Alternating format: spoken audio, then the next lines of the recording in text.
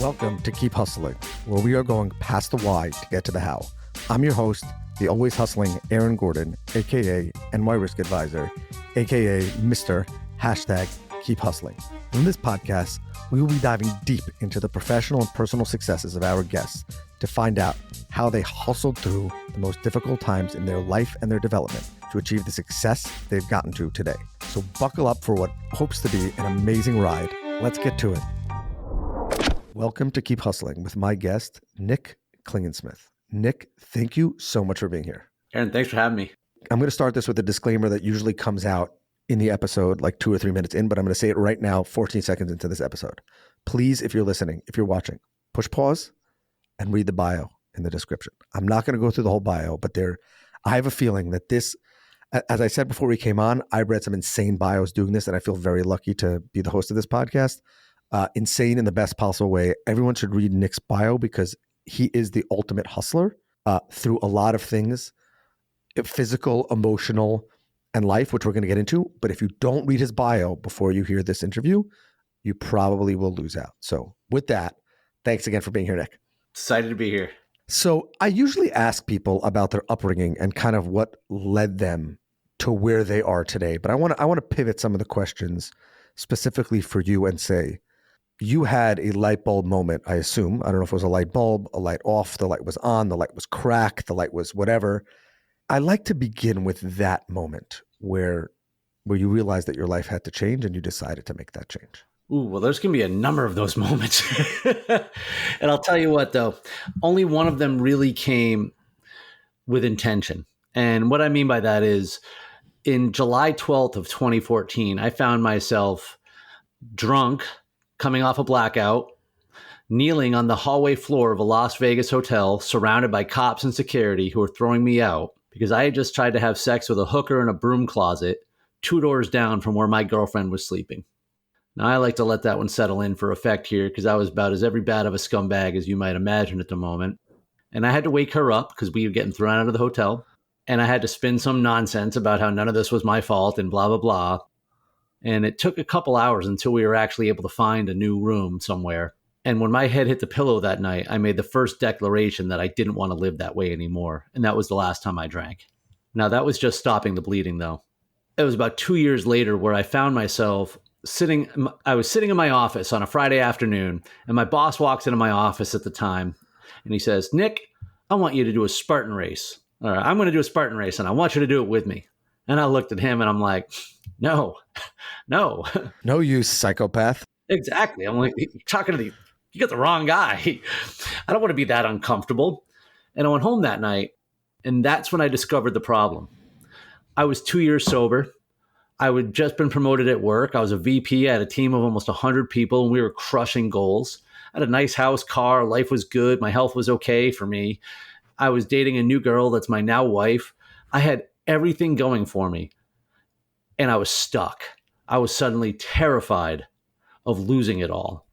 And so I said, yeah, that was the next thing that had to happen is I knew there was a change in my life I needed to make. I just didn't know what it was. And over the course of the next the next 7 months, I began to make these incremental changes in my life, small changes, waking up earlier before work so I could work out before work, drinking more water, getting intentional about stretching and going to bed at a regular time. All of a sudden I was eating better food and I was meditating at night so I could get mentally tougher, and my mind, body, and spirit, everything was progressing. And then it hit me, literally a car. I'm sitting at a red light and a woman who was going full speed hit me from behind. She went flying through the air like something out of the movies. I'm not laughing at you. I'm laughing with you. My Jeep got racked up. I got several herniated discs in my back and neck from that accident. I got more nerve damage from that accident. I went home that day and my cat of 12 years died. And about a week later, the lady who had hit me, who was in a coma after that, she was lucid at the scene, but she died. And even though all I was doing was sitting at a red light, the last thing that happened to her was me. And that was hard for me that's still hard to handle. And so I found myself in this moment where I was just lying on the couch, back where I started, thinking I couldn't live my life. And I was depressed and I felt like giving up. Although, what does that mean, right? Like a lot of times I think a lot of people find themselves in a despair moment and they say, I just want to quit. But we keep getting up, we keep taking showers, we keep going to work, we keep moving, and things start to change. And that's what had happened for me. And so I put another race on the calendar, even though I didn't have a diagnosis on the nerve damage. I was still depressed as I could be, but I just had to keep moving forward. And I was trying to train that morning. And here's where the defining moment comes in. And I was just flat. You seen Rocky 3? And he didn't have the heart, and Apollo's yelling at him, and he's just kind of kicking the sand around, and Adrian's like, that's how I felt. All right. And it occurred to me as I was reflecting back about everything I had been through: 4-time cancer survivor, type 1 diabetic, recovering alcoholic, 7 herniated discs, sleep apnea, nerve damage, meningitis. I lost my sister. I lost my mom. I was still playing the victim.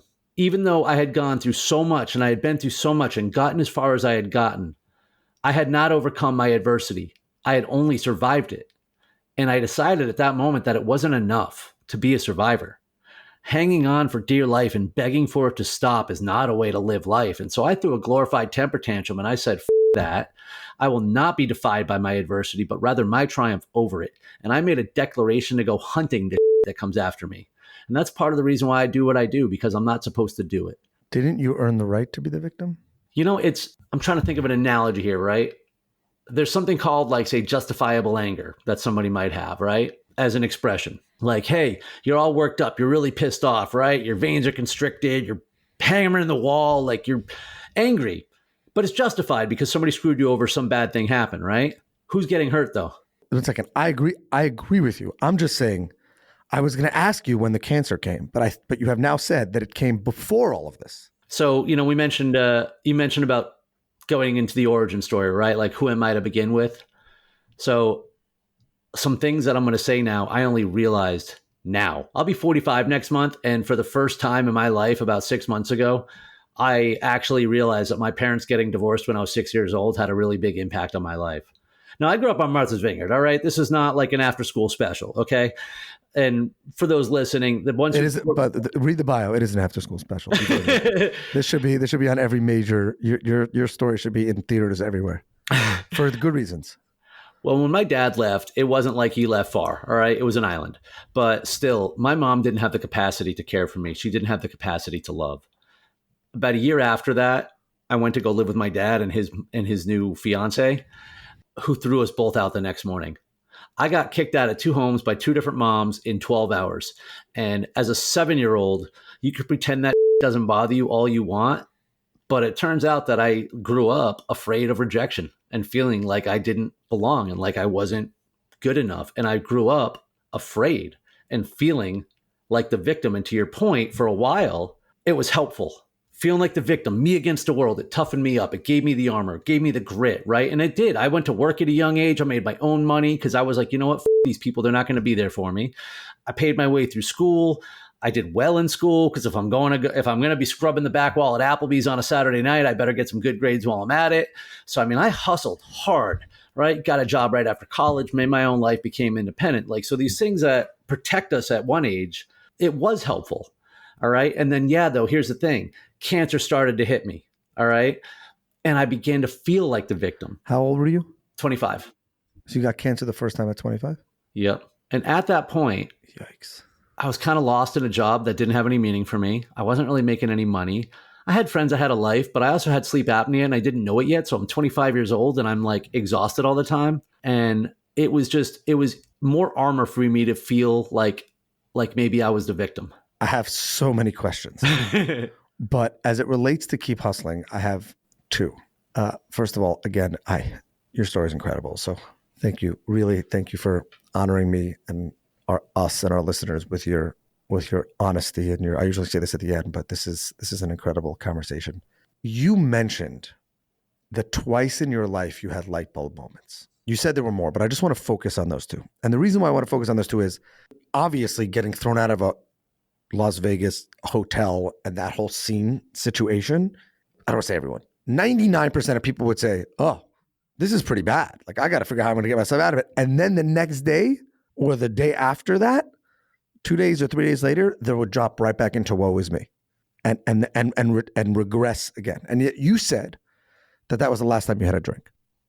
Is that still correct? Yep. It'll be 10 years in July. So what that means is that moment You decided, and you've kept to that. Whatever else has happened in your life, you kept that. And then it happened again. And yet you were able to have the physical, mental, and emotional fortitude to say, this is not going to keep me down. I'm going to bust through this. Now, again, I believe you've earned the right of any of our guests to be the victim, but you don't. So that's fine. I'm okay with that. I'm willing to continue having this conversation with you because I think that it's important. But where does that come from? Where does the moment of saying, I'm going to resolve myself to a better life? First thing, drinking. And I'm never going to do it again. And then you just do it. And by the way, getting hit and almost dying in a car crash, I don't want to say twice, right? I don't want to say certain. I don't want to say with 100% certainty. I would say most recovering alcoholics would probably go back to a drink afterwards. Well, I would say so. I didn't tell you. So a few months before that incident in Vegas, I decided to quit drinking. Now, you got to understand about my alcoholism was this, all right?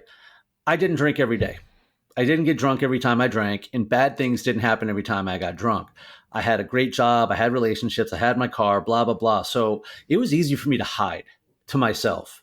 And it was easy for me to say that my selfish behaviors didn't matter. My reckless behaviors didn't matter. You don't really know who you're hurting. You also don't know who's watching you, right? Like, just because I can drink till 4 a.m. and come into work and be highly functional at 7 a.m., I'm still screwing over my employer. I'm still screwing over the people who are looking up to me to help them. And you don't realize those things because you're checking the boxes.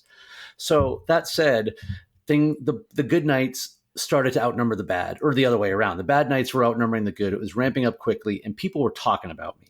And I didn't like it. So I decided to stop drinking because people were talking about me. Now that didn't work out at all. I spent 4 months miserable. All right. And I tempted fate. I went to every happy hour. I bought rounds. I threw beer Olympics again at my house. Like I wasn't really willing to change. I just wanted something else to change. When it came time, so I already had this planted in my head. And then I got cancer for the third time. Only this time was the one that's still in my neck, and it was inoperable. Now, most people at this point would freak out. Not me. I was relieved because now who's going to mess with the guy with inoperable cancer? I could drink all I want. And that's how I saw it. So that's how warped my thinking was. But because of that, I crawled deep into the bottle, and I found myself that bottom 3 months later. I think I'm one of the luckiest alcoholics in the world because I didn't have to spend decades and decades and decades out there. I also had good role models in this. My dad's got 4 decades of sobriety. He's the happiest guy I know and always has been. And he goes anywhere, does anything. So I see that there was life beyond recovery and life was good. So it was a decision that I sort of knew I would get to at some point, but I couldn't live that way anymore. I hated myself the entire time. And by the way, the thing in Vegas, it wasn't like it was just a trip with my girlfriend and I. I was supposed to be on stage as a speaker at my company's conference the next day. So my absence was nowhere for me to hide. And I got very fortunate that the people I worked with didn't fire me. My girlfriend somehow didn't break up with me. No way. Yeah, well, she didn't get the whole story at the time. What? As a matter of fact, if she hasn't read the book, she still may not know the whole story. But if you're listening and you know who you are, reach out to us. Reach out to us just for kicks. No, I do get asked about her from time to time because she was very codependent. No, I understand that. I was saying that a little bit tongue in cheek, but No, I know. What I mean by that though is that like I feel bad anytime it sounds like I'm putting her in a bad light because she put up with a lot. She deserved a lot better than she ever got from me. So your boss challenges you. I'm trying to put the hustle together. The goal of this podcast is to let everyone out there know that if you're going through a difficult time, or they're going through a difficult time, or they think that they should give up on hustling, the peak is right there. Yeah, now's the time to double down. Now's the time, exactly. And so many people give up right there. Just they're able to get to, they could have achieved. There are some people who just are not talented enough, or just don't have the passion. First of all, you're one of the most passionate people I've ever met, and I really appreciate that. Multiple marathons, 100 Spartan races and ultra marathons, from herniated discs and 4 times with cancer. I'm going to go back to this again. Where on God's good earth does that come from? How does a person get to that? How do you keep going? So I'm going to give you 2 answers on that. One is going to be about me, and one is going to be something applicable for everyone else. When I was writing my book, Through the Fire, the first version was a 125,000 word ego manifesto. Okay, it might as well have had Jake Gyllenhaal on the cover. It was just like, here's obstacle racing. And it was stupid. It was like a Spartan race journal. It was all sorts of nonsense. When I revised it for a year and cut out 38,000 words to make it shorter, I had to cut out all the bull. all the lies. And I had to see things as they were. And I started getting vulnerable and open.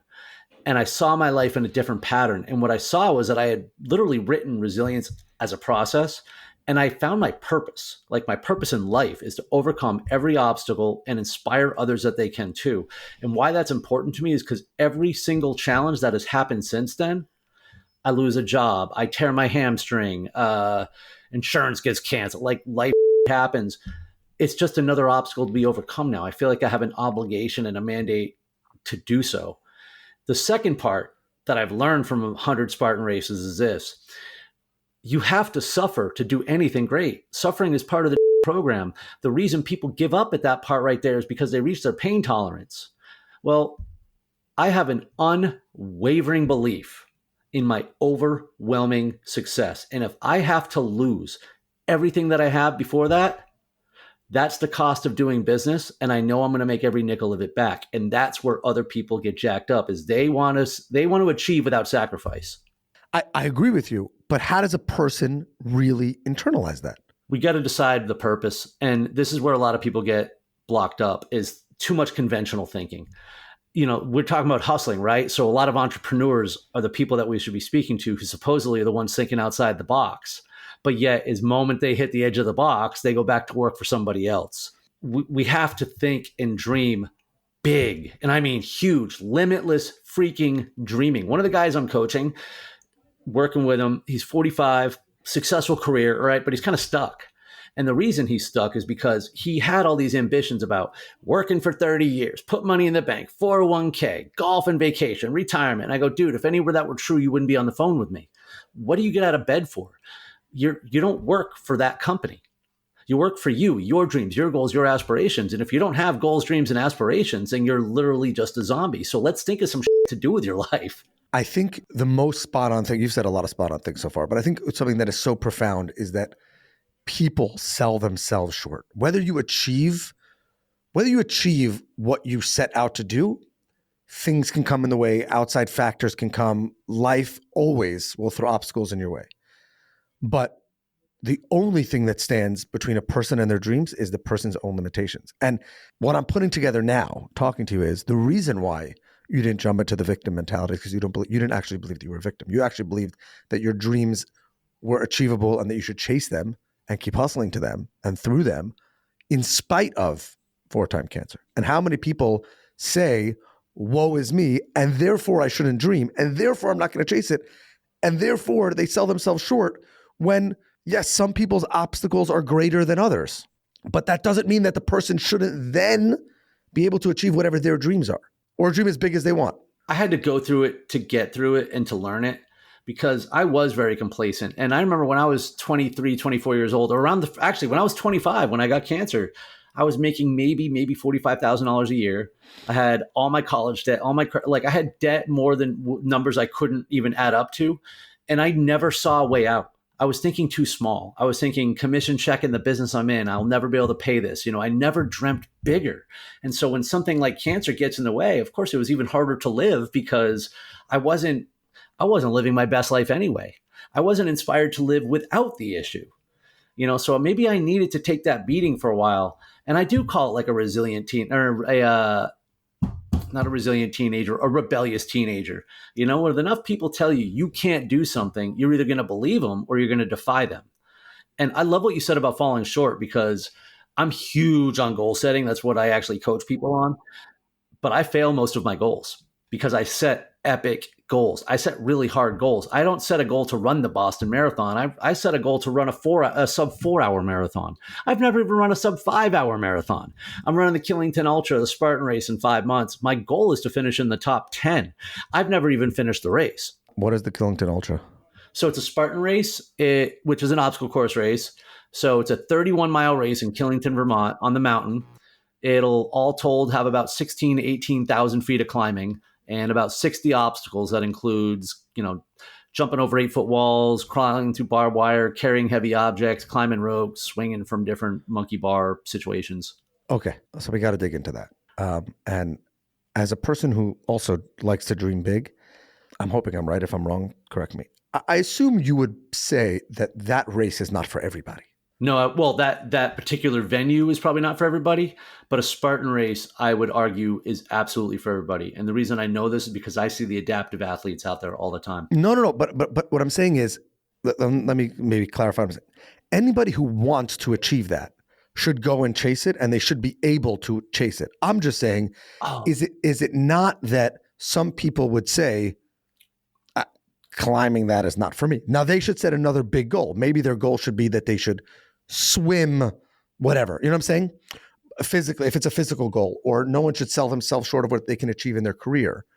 But like, I mean, dude, what's going to knock you out? What's going to knock you out? You know, when I signed up for one race when I first started doing this, I had no intention it would be a lifestyle change. And even when I did, marathon was a 4-letter word to me. I never would have thought an ultra. Me too. And climbing the mountains was just impossible, you know. But I mean, I ran New York City with a broken foot. So tell me you can't do. Okay, there's so much more to talk about. You said you're married, yes? Yes. What does your wife think of all this?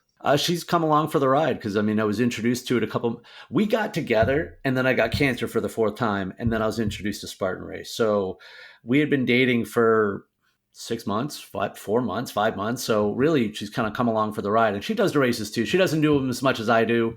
It's not about the journey or transformation for her, but it's good for the relationship that she's able to go do them. And as we travel together, and then we use it into like race weekends. You know, when we go to Vermont, we stay there for 4 days. We hang out. Like, I just love chilling out on the mountain the next day. And she does her race the next day, which is the 5K version. And I go out and support her. It's a lifestyle for us. I like her version. I like it. Now, to your point earlier, yeah, it doesn't always have to be a mountain. But again, I didn't start with a mountain. If you don't do anything right now, a walk around the block for 5 minutes is a lot more impactful than you're giving it credit for. You know, if you don't ever work out, I haven't been to the gym in years. All right. So like, there's a lot of ways to work out. There's a lot of things we can do to get more physical. And I do think physical is important, even if physical isn't your goals, because I think physical endurance training is mental endurance training. You know how I'm able to suck it up when I have to make like 100 cold calls to people who are going to tell me what a bad person I am all day? Because when I'm going for a 3.5 or 4 hour run in Florida and it's 103 degrees and I'm dehydrated to the bone, and I say, wow, this sucks, but I still have an extra hour to go. If I can handle suffering under those circumstances for an hour, or if I can run a 12-mile or 12-hour mountain race, I think I can handle making a few extra phone calls for people who can't physically hurt me. Well, and 100%. And by the way, I think that is the strength of Keep Hustling, is that every time a person, and I've said this on other episodes, it's every time a person achieves even a small incremental piece of success, you change your life. And I think physically and emotionally, psychologically, those are the big ones.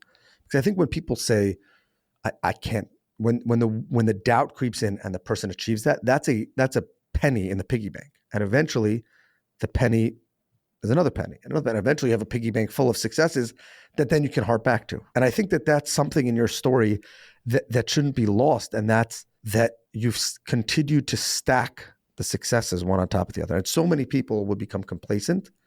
And I would hate to even think about where that would have put you. Meaning, I think one of the things when I asked about your wife that's profound is she doesn't think that she should run the same races as you. But I think I have to believe that watching you constantly push yourself, just to this week we did this, or this race was 12 hours, even though you said you're going to set a crazy goal of 10 hours, let's say, and cut it by that much, as long as you get to 11 and a half the next time.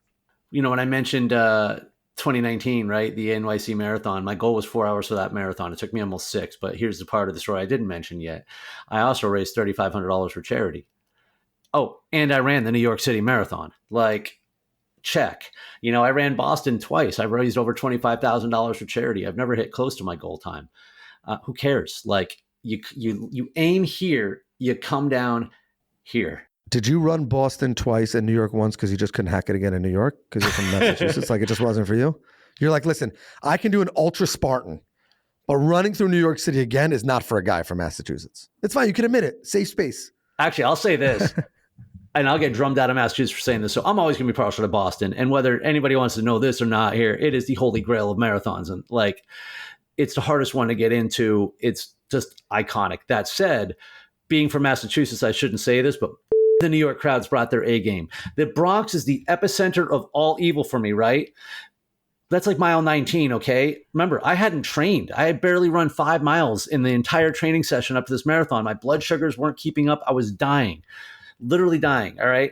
And when I got into the Bronx, the buildings shook. They were awesome. The people were just awesome. And people make the marathon. That's because New York rocks. That's because New York rocks. But wait a second. Now I got to ask you about that. Well, it's fine. We're going to go overtime, but it's fine. What made you think to run a marathon that you didn't train for? Like, why was that a good idea? Because I was planning on training for it. I signed up for it. And because I had into charity, it wasn't something I could just defer. Like, you get one shot at that bib and that's it. So people were saying, and I hurt my foot in a Spartan race about 2 months before. And so I did everything I could. I mean, everything. I did go to the Y, and I used the hand truck thing, the hand bike, because I couldn't put pressure on my feet. And I did that for 3 hours. I was doing anything I could to get my heart rate up, just trying to do something to train for it, which was just foolish, but I don't care. It's part of the story. So when the opportunity came, it was either hobble through or don't run the New York Marathon. And when people were like, oh, just do it next year. And I go, what if there is no next year? And sure enough. Great. But then you decide to run a marathon that you didn't train for. And then you say, because I know how I'm learning how you think. And therefore I'm going to finish it because I don't start something and not finish it. Who wakes up on a Sunday morning and says, this is a good idea? Or did you say this is a terrible idea, but I'm going to do it anyway? It was more like the second. I definitely didn't know it was a good idea. I just know it was my only shot. And the thing you got to understand, right? I'm never going to win one of these things. Okay. If you looked at my 160 medals, not one of them says first place on it. They all stand for something different. And for me, it was about being in that fight. I mean, every time I'm out on a course like that or doing something crazy like that, I'm telling diabetes it can go screw, and I'm also showing other diabetics that they can. I'm showing cancer that you lose, sucker. Like, I'm right here. All the things that have ever tried to hold me back, that's how I win, is just by showing up.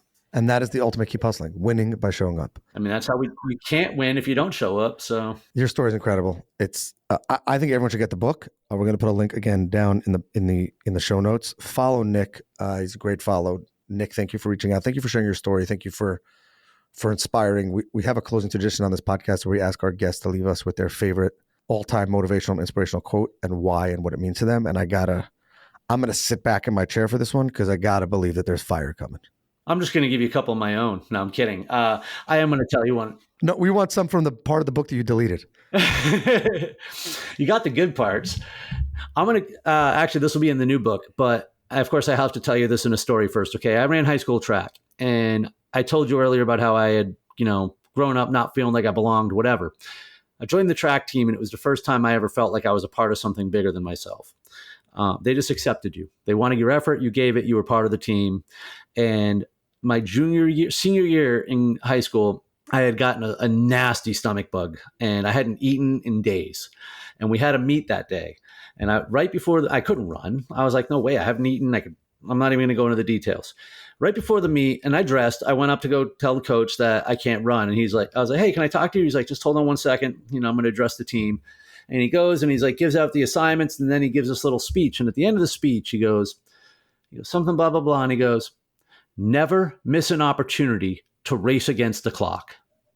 I shrugged my shoulders, went back, laced up my shoes, and I ran almost a 6-minute mile, which at the time was really bad for me, but I don't care, because you don't always have to be at your best to give your best, but you have to give your best to be your best. And I had the effort I could give, and that was it. But I mean, how do you tell him you can't?